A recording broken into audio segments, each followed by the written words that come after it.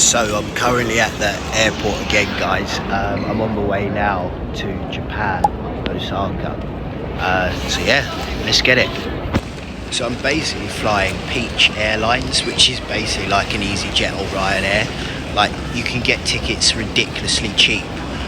So like £80 return from, say, Korea to Japan. Yeah, so far it's not been great. So yeah, basically I had a few dramas. It's not very clear on their website or user friendly. I actually went to the wrong terminal, so then I'm cutting it fine. I'm thinking I'm trying to get someone that could speak enough English to basically guide me to get to the right terminal.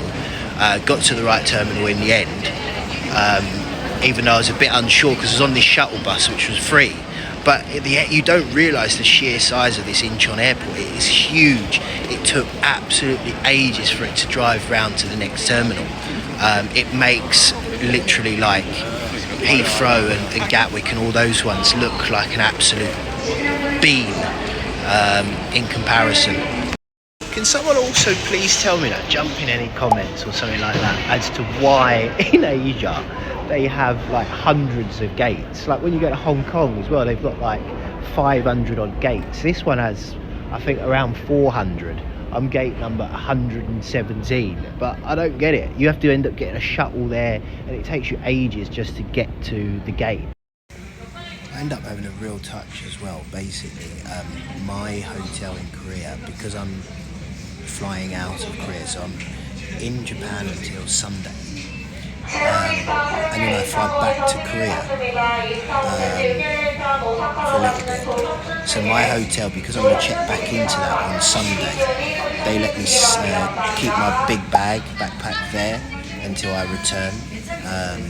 So yeah, amazing. So I've just literally got like one hand luggage bag with me for Japan. So yeah, pretty cool. Well guys, I've arrived in Japan safe and sound. It is going to be definitely a lot more difficult here. I forgot, because it was such a long time ago that I was last here, but in Tokyo, whereas I'm in Osaka now. But basically, English is pretty non-existent compared to Korea, where people can speak it a lot better. They don't like to, they find it difficult, but yeah, let's try and get to this hotel.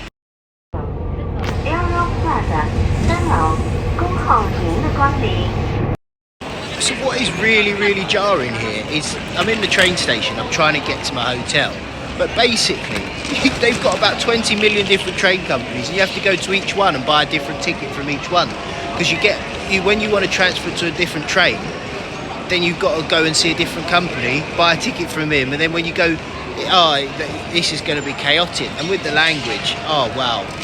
And the vending machine trend has started. Oh my god guys, that was the most intense check-in I've ever experienced. So basically, they've got all this tech obviously because it's Japan, and she explains everything to you. This is that on this floor. They've got a smoking thing on the flingy floor. They do like drinks. You can get all you can drink unlimited for 300 yen, which is ridiculous. It's only a couple of pounds. They do it every night at the hotel. You just got to show your key showing you there. Anyway, they've got old style fashion keys. The hotel, they've spent all the money on the outside and the lobby area, making it look nice, but the rooms, oh my god, tiny, just like most of Asia, like Korea, small rooms. But from what I came from, anyhow, they've got an onsen. If you don't know what an onsen is, please Google it. So basically, there's no showers in the room. So an onsen is male-female separation. You go in there and you're basically, you're just going to be rocking with your cock out. Having all these Japanese guys. You just go in there and shower all together, because there's no shower in the room. And then it's only open at certain times. So if you miss it, that's it. You're stinking up for the day. So yeah, this will be interesting. Obviously, I don't think there'll be no filming of that, because that's the quickest way to get cancelled. They do another thing, just like in where do you call it? Basically, so just thank you. Just basically like in Korea, they call the ground floor the first floor. So you get into a lift and you think, hold on a minute, where's the ground? There ain't one. It is the first floor. So if you ever visit Korea or if you ever visit Japan, then yeah, don't get baffled by that. So Google Maps is back, baby. Unlike Korea. So yeah, it's a lot easier. Literally, you can just punch in what place you're trying to get to, and then you can just follow the map, follow the directions, bring it on. So yeah, hopefully I won't look like too much of a tourist. Well, I think I will, to be honest. Right, anyway, on the way to go grab some food, because I've not eaten all day. I was up at like 4:30 this morning to catch my flight here. Another thing as well, I think there's even less black people here than Korea. I've not seen one, which is normal even in for like Korea, but here I don't feel like I'm going to see one. I've seen a fair amount of white Westerners, but no black people yet. This man here, the Running Man thing you can see, that is so famous here in Osaka. Don't know why, but yeah, loads of people just here just taking pictures, and check how busy it is.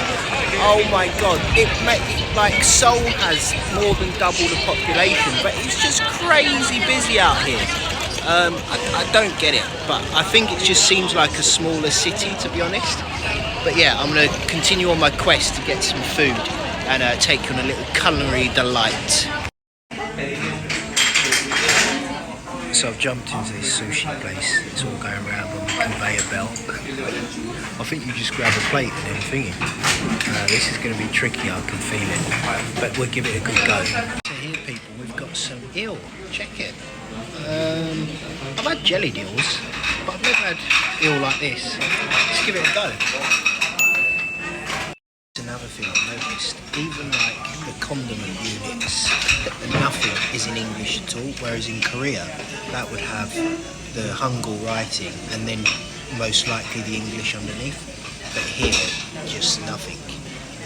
And my battery's going to die, so this is probably going to be my last snap for a while because I need to keep the battery because otherwise I won't be able to get back. Also, side note, they love coins here. I mean, look, compared to Korea hardly have any coins. They have like a 500 won coin and a 1,000, and 100. A 500 and a 100 coin, and that's it. All the rest are just notes. But here you just end up with a ton of coins, and they're no good to no man and his dog because you can't change them. So you're gonna have to get rid of all of this. Plus I've got a load more in my pocket. What a joke. So that's another thing, guys. There's bikes everywhere, like push bikes, and they just ride on the pavement like nutters. And if you're not looking, because I've got into that habit again because I was in Korea, you're always looking down at your phone. If it's not for directions, you're just on media or whatever. You're just doing something on it. So yeah, it's a bit nuts. Yeah. So that was just a few for you anime geeks out there. Probably getting really wet in ya. No, you lot would love it. I'm into it a little bit, all the anime, sort of your manga, but I'm not like a geek or a nerd for it. But yeah, if you are into that, you've definitely got to get yourself out here because you'll love it. They obsess about everything, not just manga and things like that, but just literally everything. That they sort of, we would say is like a hobby or part-time thing. They see it as a real, like, they just get so attached to it, it's unreal. I also get, and I see now why all of these new TikTokers and Instagrammers with all their fashion stuff are coming out here, because the fashion sense is very streetwear type, which is quite on trend at the minute, and also it is a lot cheaper. I've seen like, you'll get like a pair of Nike Air Force Ones for like 80 quid, which isn't bad, and then you also get an instant tax refund here. Now they do it, so instead you used to have to do it at the airport, but now they do it at the actual shop directly if you've spent a certain amount, so which is pretty good as well. Even those Uniqlo puffer jackets that we're paying like 129 quid for in Uniqlo, but because it's from actually here, so I suppose they haven't got the exporting it fee and all that hassle of that, you can get those jackets for like 80 quid instead of 120 quid that we're paying for it in Uniqlo. So there's the puffer, and look, 14,900 yen.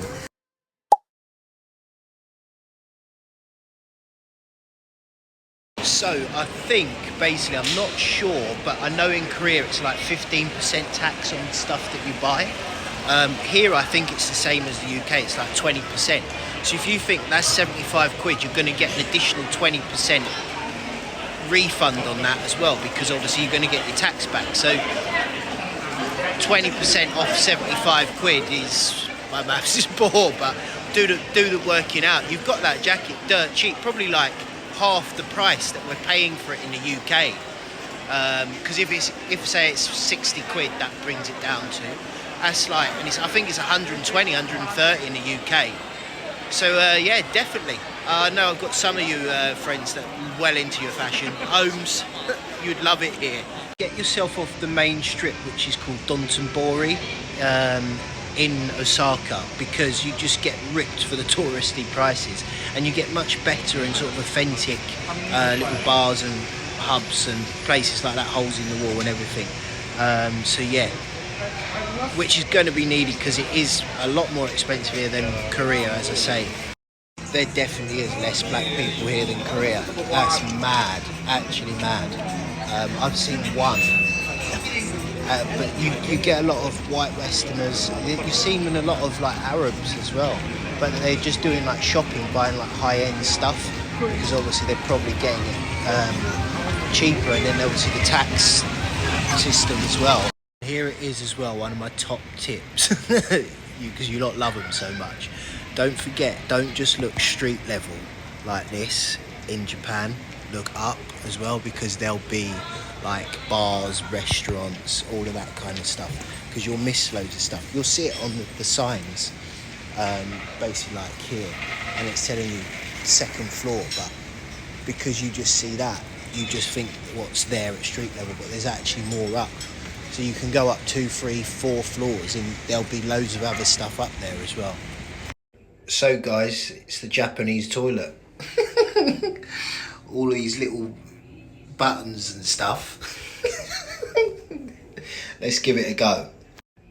Well, straight away, I've sat on it, the toilet, and it's warm. The seat's warm. It's heated. You know, like them car seats that are heated. Feels like that. Like my battery's on fire. Quite nice though. Right, so what I think we should do next is give one of these buttons a press and see what it does. Oh, is it flushing it? Don't know. It's making these strange sounds now. I think that just flushed it, to be fair. Right, should we try another button?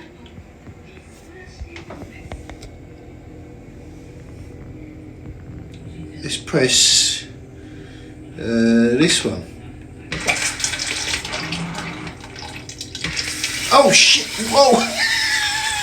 Oh my god, that's mad! It's like squirting tubes come out. It's squirting water. It feels strange. It feels so strange. Oh my god!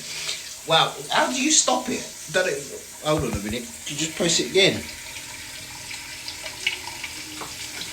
Oh no, what's that? Why is it not stopping? Red, stop. There we go. Well, oh no, what's happened? What? I'll be back in a bit. I